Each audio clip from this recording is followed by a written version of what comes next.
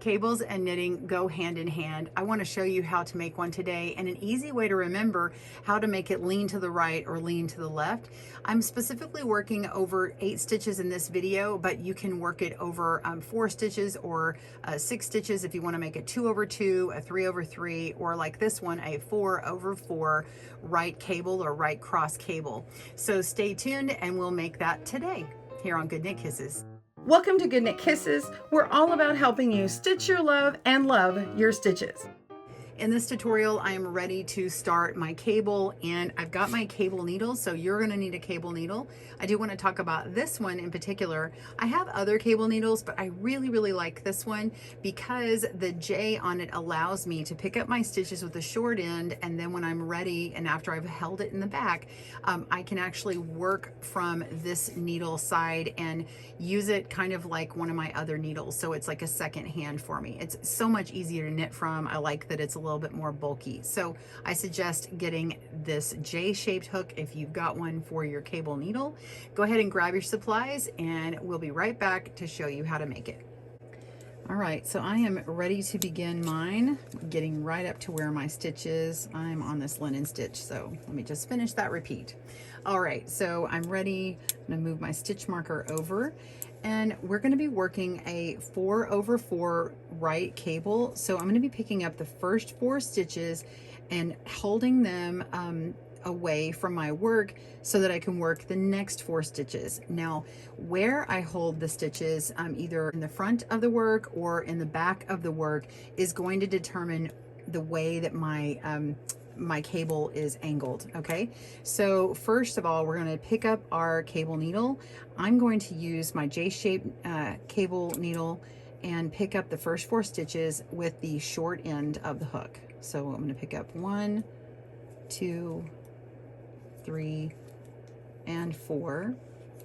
And then if I want to have a left cable where it's going to the left, I'm going to let it hang out in front. Now, if you're on my left-handed video, this is going to be reversed and flipped, but this is what it would look like if you're a right-handed knitter.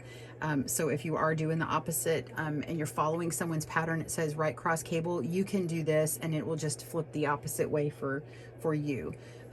So if you're doing left, you're just going to hang them out front. And I think about this, this is left out to the wind. It's outside of my work here, okay? So I want to do a right cross cable for this one. This is going in the other direction. So I'm just going to be right back. So I'm putting this in the back and I'm leaving it alone, and I'll be right back to those stitches. Haha, do you get it? So it goes in the back, it hangs there, and then I'm going to knit my next 4 stitches, or however many stitches you have for your cable. So I'm going to knit 1, 2, 3, and 4. Now I make sure that when I'm knitting these, I maintain my tension. You can make sure that you get that first stitch nice and tight. You don't want it super loose because you want the consistency of your last stitch and your very next stitch to maintain the same distance as you've done on all these other stitches. So now we're ready to place back on our needle the stitches that were left alone. You can take them and place them right back on your needle, but I actually just like to hold my other needle down and start working from the cable needle. So I'm gonna get my yarn out of the way. I'm gonna slide my cable needle up to that tip, okay? And we're just gonna start working with the first stitch.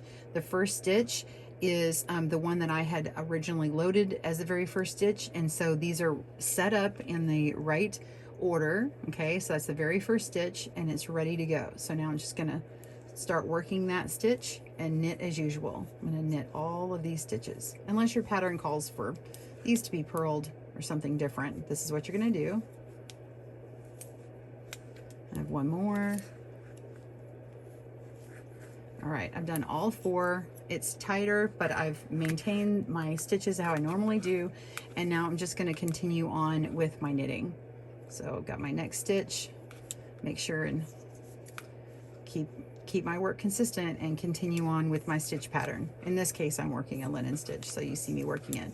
But there it is. It's going to be a little bit tight, and then the next time I come back to my round, it's going to get a little bit looser, and then you're going to be knitting your repeat to get that length that's needed to make these cables stand out and get a little bit longer. So you just keep on going. I hope that's helped you today. Now mine looks a little bit short because, well, I wasn't ready for an actual cable, but I just wanted you to see where it was, because on my hat, in reality, I have a shaping of the crown that I need to do now. So I'm actually finished with this one. So I'm actually going to take this off. But if you do want more information on how to finish out a hat, be sure and go click down in the description below to get more information on shaping the top of your hat.